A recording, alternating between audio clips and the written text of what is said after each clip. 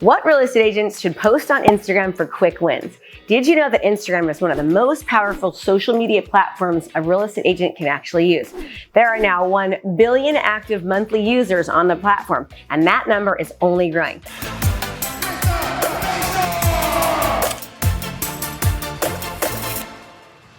So Instagram is one of the best ways to actually build your brand and reach your community. But a lot of real estate agents struggle to figure out exactly what to post on Instagram. What should I post on Instagram? They're always asking me.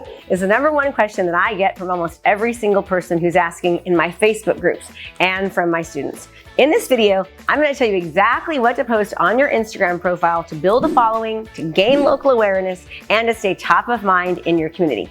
Many real estate agents are trying to use Instagram, they just aren't getting any results. Their number of followers isn't growing and they're not getting any engagement, much less any business from the effort that they're putting into it. New technology like Instagram is always very, very sexy, but if you aren't getting more followers and more engagement, and most importantly, if we aren't even seeing any businesses come from it, well, then why do we even bother? Just like everything else, if you do Instagram properly, yes, properly, you can get tons of business from it. Throughout this video, I'm going to share with you tips and tricks that will actually provide you with astronomical results if you follow them and take action and give it the time it takes to work. Taking action is always the key. I've seen a lot of agents make the mistake of only posting content that benefits themselves, not their target audience. That's selling, not serving, and it will not grow a following for you. Yet, I also see it over and over again, agents who use Instagram profile that's crammed with only real estate related content that is not relevant to anyone else. There are 4 categories you need to be posting on your Instagram profile in order to start seeing great results. And you need to follow the 80-20 rule. 80% of your posts need to be personal and 20% can strictly be business. I know it seems backwards, right? If you want business, shouldn't you post about business? No, you shouldn't. Here's why. People are hiring you as a person, right? They need to see you and they need to learn about you and they need to learn to trust you. They need to relate to you. Sure, you can always post a photo of a house that you just sold or just listed in a post, but make sure you've got your face in the photo, not just the house. That makes it more personal, and try to relate a story around it. You want them to hire you, not the house. So, of the 4 categories of things that you should post, let's start with the 20% that is strictly real estate related. This content is easy for us. It's our blood, right? The 20% of your content helps you build credibility, it sets you up as an authority, and it shows that you're getting good results for your clients. A lot of that should be in your bio, but posts demonstrate your skills and knowledge and the results that you get people. They bring the point to life for people. A great post you can do is to take a picture of your clients on the day they sell or buy a home. Taking possession or moving on to something new is very exciting for them, and they can actually see the excitement in their faces. This is not only awesome for Instagram content, but it's also something that you can also use as Facebook advertisement. It shows so much emotion and people can relate to it. It also highlights your credibility. You get the job done and your clients are actually thrilled. Try to build the relatability, the excitement, and the credibility into your Instagram real estate content as much as possible.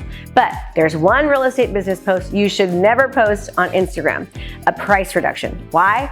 An Instagram account is focused on who you are. Now, we all know that price reductions are not uncommon and they can encourage traffic on a house that hasn't sold. But when you post one of your price reduction on Instagram, it reflects negatively on you.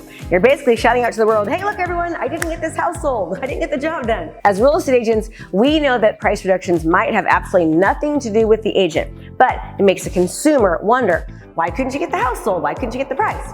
It's a subtle and it's not fair, but it will eat away at your credibility. It's different with Facebook ads. It's fine to post a price reduction there to get traffic to a house. When people are on Facebook, they expect that kind of business content, especially from the ads. They won't connect the reduction to you or how good of an agent you are the way that they will if you actually put it on your newsfeed on Instagram.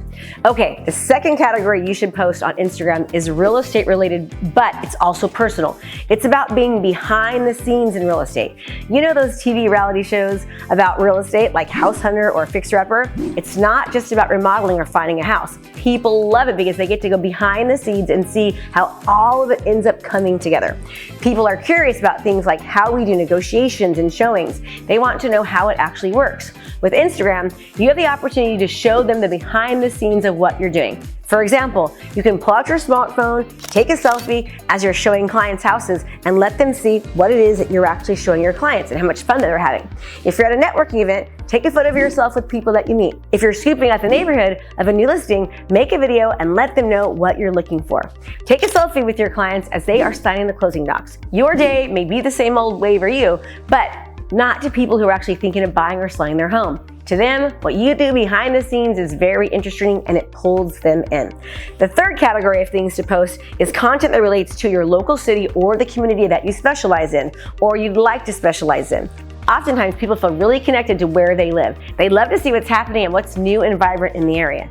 This kind of post helps people start to see you as the go-to local agent, what I call the community market leader. You can interview local businesses and post content about local businesses. It's as simple as being at a local coffee shop, taking a picture there, taking a video there. Then you can tag it, post it, and share it with others. On a field trip to the local museum with your kids, we'll take a video and post it. Part of why this works is that people often search for popular spots within their community, like coffee shops, restaurants, local landmarks, parks. You get the meaning, right? If you do posts like these, whenever someone searches that location, you're going to have the opportunity to show up to them. If you post pictures of yourself at those places and you properly tag them, it shows that you're out and about, that you're knowledgeable about the area, that you support your community, and that you are engaging with what other people care about. It's a great way to actually build your following. Finally, we come to the most important category, lifestyle. In the end, these posts are going to help you build that know, like, and trust factor more than anything else. Make sure this is the majority of your Instagram content. Listen, guys, I am not kidding. People are drawn to people that they can relate to and who resonate with them. Your lifestyle posts make you unique. It's about your hobbies, your passions, your interests, your family, your friends, or anything that helps people get to know who you are. If you love playing pool or drinking beer or doing magic tricks, do posts about it. If you love cooking or hiking or the mountains or being on boats, on lakes, or whatever it is in the area, do a post about it. If you love to work out or if you love dogs, all of this helps people get to know you. When people know your passions, your interests, and hobbies, you can have an organic, natural conversations that go way beyond business, beyond buying, beyond selling, beyond investing. Just be authentic and make connections with people through similar mutual interests is the very best way to start working with clients. They connect to you deeper than just on the surface. You'll attract people who fit with who you are because they know who you are. No matter what interests, bowling, knitting socks, or remodeling cars, you'll find a community of people who share that same interest. And don't be shy about sharing photos of your family and your personal lives. People love that stuff. When people see that side of you, they will recognize that you are more than just a business person. You might have a family that makes you more relatable. You might be single. That might resonate with people too. With these posts, you're letting people see that you are human too. Those are the 4 main categories you need to post on your Instagram profile to get more followers, more engagement, and to generate more business. Instagram does work, but it only works if you work it properly. Hey there, I have a brand new podcast called Fired Up with Krista Mashore, where I bring my high energy right to your ears. This podcast is available on all your favorite podcast platforms. So do me a favor, go subscribe and leave a review.